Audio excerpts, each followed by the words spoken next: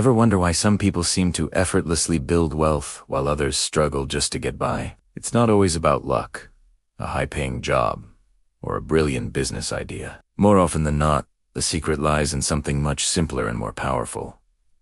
Their daily habits, the small, seemingly insignificant choices we make every day compound over time, creating a massive gap between the financially successful and those who are not. Today, we're diving deep into the world of rich habits versus poor habits. This isn't about judging anyone. It's about understanding the powerful mindset and behavioral shifts that can completely transform your financial future. Stay with me, because by the end of this video, you'll have a clear roadmap of actionable habits you can start implementing today to get on the path to financial freedom. Let's start with a foundational habit: the way we think about money and success. People with rich habits operate from a growth mindset. They believe their abilities, intelligence, and talents can be developed through dedication and hard work. When they face a setback, they see it as a learning opportunity, not a final judgment on their capabilities. They're constantly asking,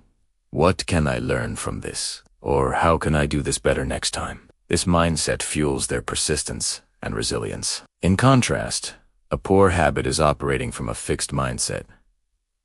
This is the belief that your qualities are set in stone. If you're not good at something, you believe you'll never be. This leads to avoiding challenges, giving up easily when faced with obstacles, and feeling threatened by the success of others. The first step to building wealth is to believe that you are capable of it and that every challenge is just a stepping stone. Next up, let's talk about goals. It's a huge differentiator. The wealthy are masters of goal setting. They don't just have vague dreams like "I want to be rich." They have specific, measurable, achievable, relevant, and time-bound goals. For example, instead of "I want to save more money," a rich habit would be to set a goal like, "I will save $5,000 for a down payment on a house by investing $420 per month for the next 12 months. They write these goals down, review them regularly, and create detailed plans to achieve them. This turns a fuzzy dream into an actionable project. On the other hand, a common poor habit is to wish for a better financial situation without a concrete plan. It's the equivalent of wanting to drive to a new city without a map or GPS. You might get lucky, but more than likely, you'll just end up driving in circles. Without clear goals, your efforts lack direction and focus, making it nearly impossible to make significant progress. Now, how do the rich and poor spend their time? This is a big one. People with rich habits treat their time like their most valuable asset. They are intentional about how they spend every minute of their day. They prioritize activities that bring them closer to their goals, such as learning a new skill, working on a side hustle, networking, or exercising. They understand that mindless entertainment, like binge-watching TV for hours or endlessly scrolling through social media, is a thief of time and opportunity. This doesn't mean they don't relax. They do, but it's intentional relaxation to recharge, not just to kill time. Conversely, a poor habit is letting time slip through your fingers. It's getting home from work and immediately crashing on the couch, spending hours on entertainment that provides no long-term value. While relaxation is essential, an excessive passive consumption robs you of the very hours you could be using to build a better future. The question to ask yourself is what I'm doing right now an investment in my future self, or just a temporary escape? Let's discuss learning. The world is changing faster than ever, and what you know today might be obsolete tomorrow. The rich know this, which is why they are committed to lifelong learning. They are voracious readers, devouring books, articles, and reports on their industry, personal finance, and self-development. They listen to podcasts, take online courses, and attend seminars. They understand that the more they learn, the more they can earn. For them, education doesn't stop when they leave school. It's a lifelong pursuit. A poor habit, in contrast, is the belief that learning ends with formal education. It's the mindset of, "I'm done with school. I don't need to read or learn anymore." This leads to stagnation. In a competitive world, if you're not moving forward, you're falling behind. By neglecting to update your skills and knowledge, you limit your opportunities for career advancement and financial growth. Pick up a book, listen to a podcast on your commute, make learning a non-negotiable part of your daily routine. Okay, Let's talk about health. You might be wondering, what does health have to do with wealth?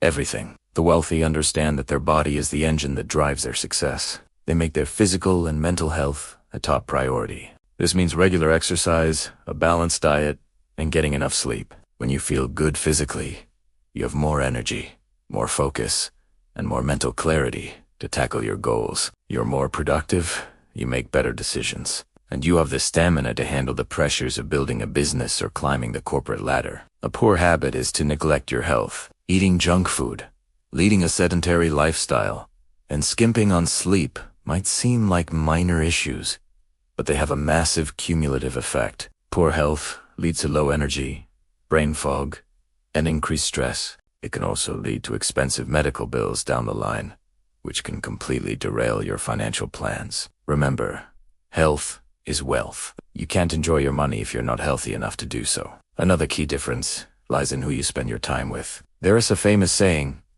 "You are the average of the 5 people you spend the most time with."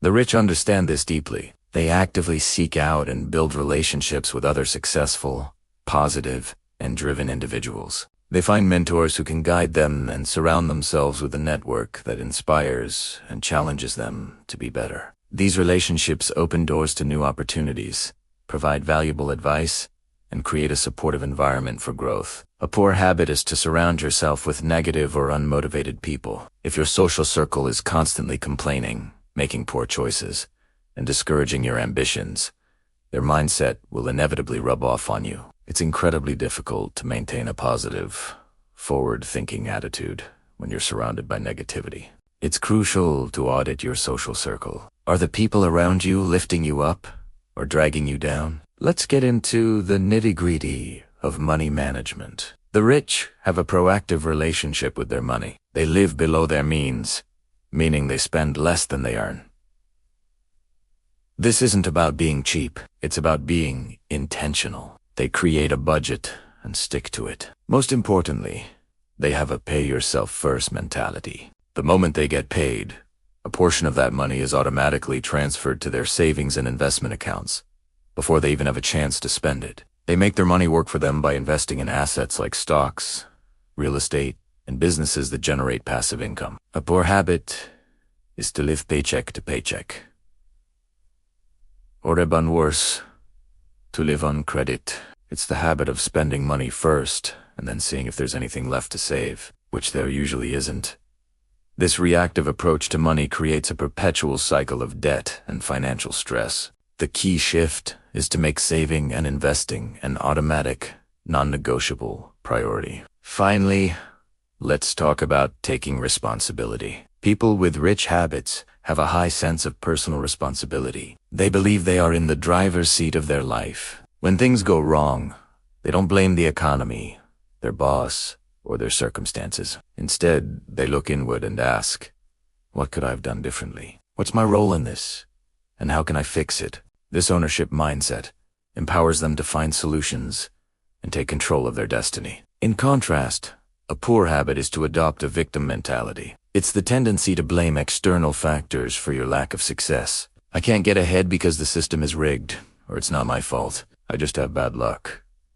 While external factors certainly play a role in life, a victim mentality is it strips you of your agency and keeps you stuck, waiting for someone or something else to rescue you. True progress begins the moment you take 100% responsibility for your life and your financial future. So, as you can see, the difference between rich habits and poor habits isn't about some grand, secret formula. It's about the small, consistent choices we make every single day. It's about cultivating a growth mindset, setting clear goals, valuing your time, committing to lifelong learning, prioritizing your health, surrounding yourself with the right people, managing your money proactively, and taking full responsibility for your life. The good news is that habits can be changed. You have the power to consciously choose your habits. Start small. Pick one area we discussed today, just one, and commit to building a new, positive habit around it. Maybe it's reading for 15 minutes a day, or setting up an automatic transfer to your savings account. Small wins build momentum, and over time, these new habits will compound, creating a life of financial well-being and freedom you might have once thought was out of reach. Thank you so much for watching. I hope you found this information valuable and inspiring. If you did, please give this video a thumbs up.